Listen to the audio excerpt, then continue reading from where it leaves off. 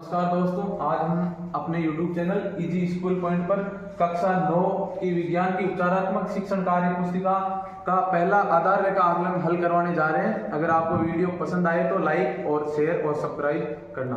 धन्यवाद। पहला प्रश्न है, जीवन की मूलभूत इकाई है, तो जीवन की मूलभूत इकाई है कोशिका।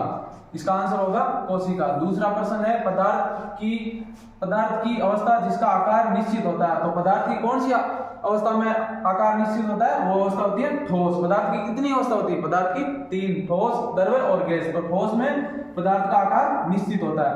अगला है, दही का जमना निम्न में से किसका उदाहरण है? तो दही का जमना रासायनिक परिवर्तन का उदाहरण है। अगला प्रश्न है, पृथ्वी की सतह का कितने प्रतिशत भाग जल से ढका हुआ है? तो पृथ्वी की सतह का कितना प्रतिशत भाग जल से ढका हुआ है? 70% भाग जल से ढका हुआ है।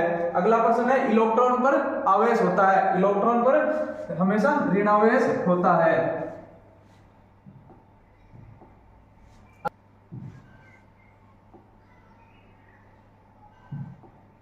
छठा प्रश्न है, वायुमंडल में सर्वाधिक प्रतिशत वाली गैसें कौन सी है? तो वायुमंडल में सर्वाधिक प्रतिशत वाली गैसें हैं नाइट्रोजन।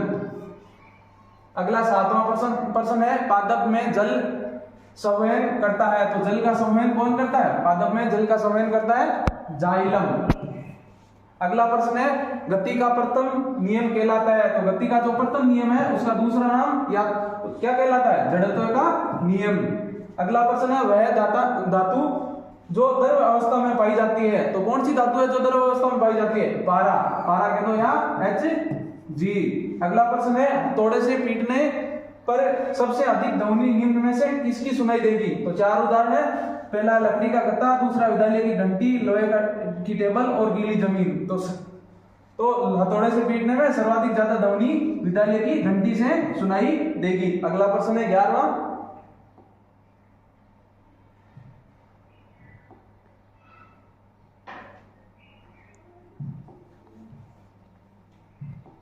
प्रश्न है, ठोस से गैस में बदलने की प्रक्रिया कहलाती है, तो ठोस से गैस में बदलने की प्रक्रिया उद्र्वपातन कहलाती है। अगला प्रश्न है, बंदूक की गोली में होती है, तो बंदूक की गोली में कौन सी ऊर्जा होती है? बंदूक की गोली में होती है गतिज ऊर्जा। अगला प्रश्न है 13 नंबर प्रश्न, दूरी का मात्रक होता है, तो दूरी का मात्रक इसमें किलोमीटर। दूरी का मात्रक कौन सा होगा? किलोमीटर। अगला प्रश्न है, सिंचाई के परंपरागत तरीके होते हैं, तो इनमें से कौन सा सिंचाई का परंपरागत तरीका है? जो रहट है वो सिंचाई का एक परंपरागत तरीका है। अगला प्रश्न है प्रश्न नंबर 15, गोबर की खाद होती है, तो गोबर की खाद कौन सी खाद होती है? प्राकृतिक खाद।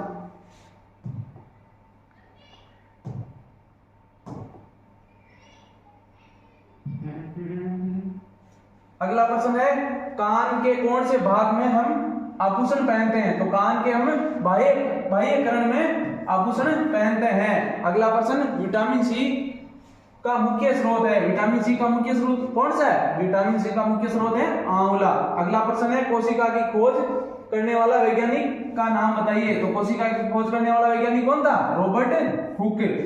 अगला प्रश्न है, रेत से पानी को पृथक करने के लिए उपयुक्त विधि का चयन कीजिए, तो रेत को पानी से अलग करने वाली विधि कौन सी है? निस्यंदन। क्या कहलाती है? निस्यंदन। अगला प्रश्न है कि किसी ध्वनि तरंग के अभिलक्षण होते हैं, तो ध्वनि तरंग के निम्न में से कौन कौन से अभिलक्षण है? ध्वनि में आवृत्ति भी पाई जाती है, ध्वनि में आयाम भी पाया जाता है और ध्वनि में वेग भी पाया जाता है, तो इसका आंसर होगा उपयुक्त सभी। धन्यवाद दोस्तों। अगर ये वीडियो आपको पसंद आया तो वीडियो को शेयर कीजिए और लाइक कीजिए।